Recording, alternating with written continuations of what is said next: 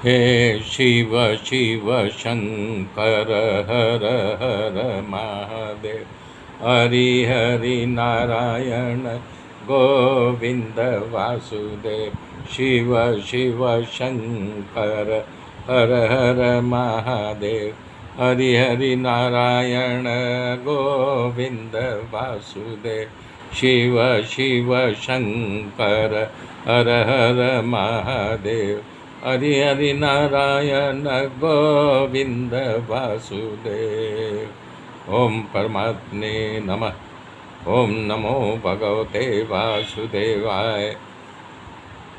मेरे मित्रों, जब पिता प्रियव्रत तपस्या करने गए तब जम्बूद्वीप का शासन उनके पुत्रों अग्निद्र महाराज करने लगे।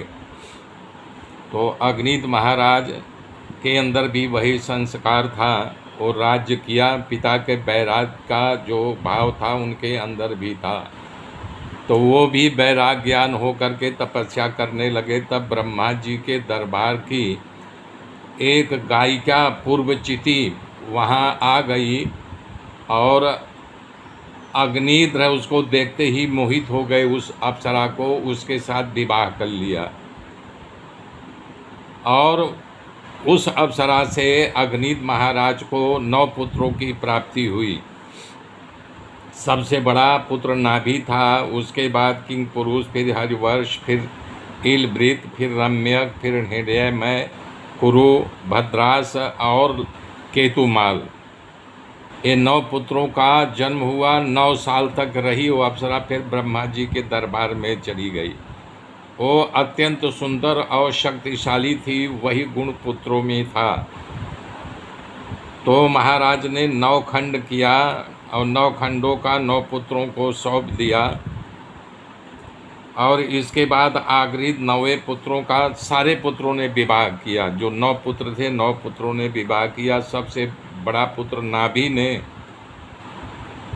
मेरु देवी, मेरु की पुत्री मेरु देवी से विवाह किया। मेरु देवी महाराज नाभि का विवाह बहुत वर्ष बीत गया, लेकिन उनको कोई पुत्र नहीं हुआ। जब कोई पुत्र नहीं हुआ तो उन्होंने यज्ञ किया। यज्ञ में ब्राह्मणों पूर्ण आहुति दे रहे थे, तो यज्ञ के भोक्ता नारायण भगवान प्रकट हो गए। तो ब्राह्मणों ने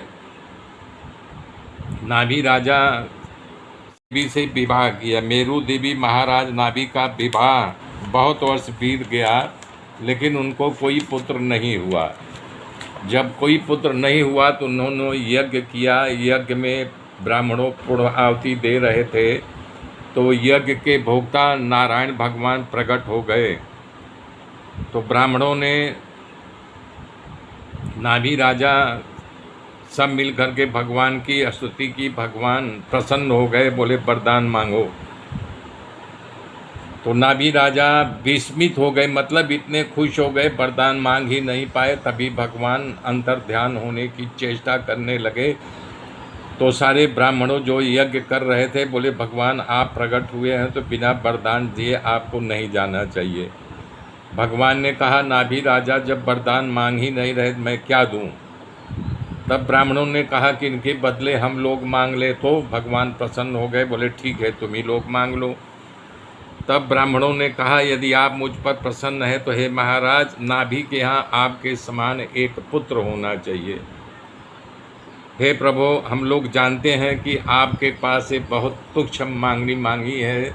जैसे कुबेर प्रकट हो जाएं तो उनसे यानी कि लोग बोले हमें एक घर भूसा दे दो, वही मांगनी हम आपसे किए हैं। हमारे इस धृष्टता को क्षमा करो, आप समदर्शी हैं। इस प्रकार को सुन करके भगवान भाव विभोर हो गए, बोले ठीक है तथा तुम लोगों ने जैसा मांगा है वैसा ही होगा। तो ब्राह्मणों ने कहा कि